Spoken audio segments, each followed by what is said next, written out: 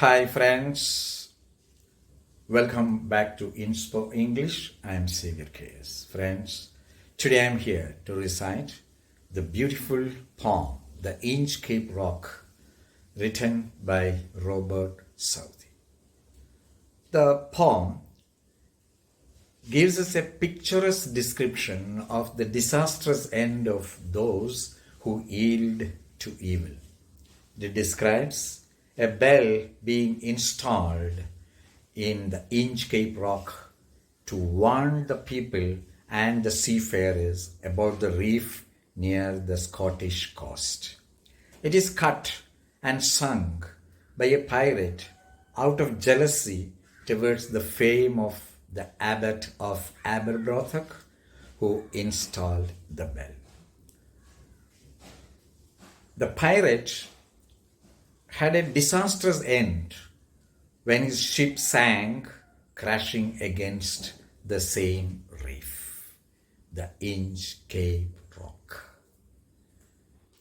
No stir in the air, no stir in the sea.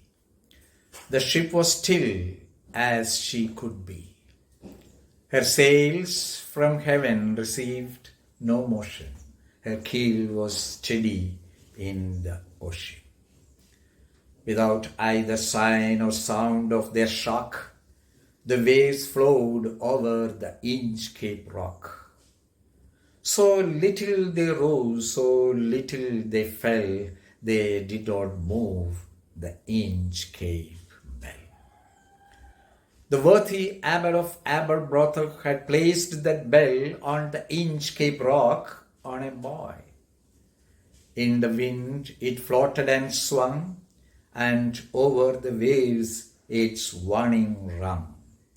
The mariners heard the warning bell, and then they knew the perilous rock, and blessed the Abbot of Aberbrothok. All things were joyful on that day. The seabirds screamed as they wheeled round, and there was joyance in their sound. The buoy of the Inchcape well was seen, a darker speck on the ocean green. Sir Ralph the Rover walked his deck and fixed his eye on the darker speck. He felt the power of spring. It made him whistle, it made him sing. His heart was mirthful to excess, but the rover's mirth was wickedness. His eye was on the Inchcape float. Quoth he, "My men, put out the boat and row me to the Inchcape Rock, and I will plague the Abbot of Aberbrothok." The boat is lowered, the boatmen row, and to the Inchcape Rock they go. Sir Ralph bent over from the boat, and he cut the bell from the Inchcape float. Down sank the bell with a gurgling sound. The bubbles rose and burst around. Quoth Sir Ralph, "The next who comes to the rock won't bless the Abbot of Aberbrothok." Sir Ralph the Rover sailed, he scoured the sea for many a day, and now, grown rich with plunder store, he steered his course for the Scotland's shore. And now, grown rich with plunder store, he steered his course for Scotland's shore.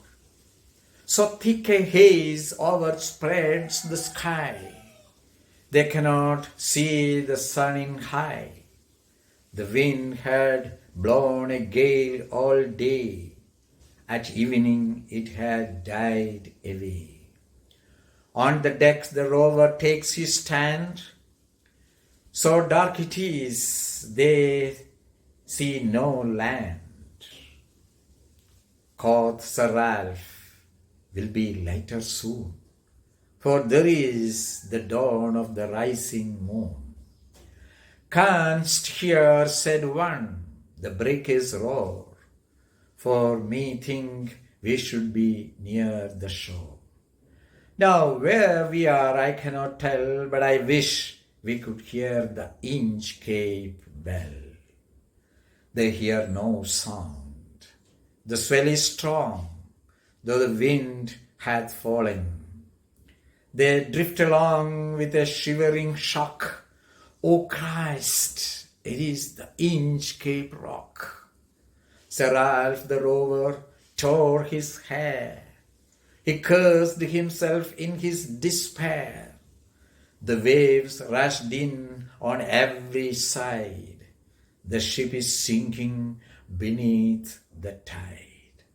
But even in his dying fear, one dreadful sound could the rover hear, a sound as if with the Inchcape bell, the devil below was ringing the knell. Friends, God's justice is equal and no one can evade it. Thank you.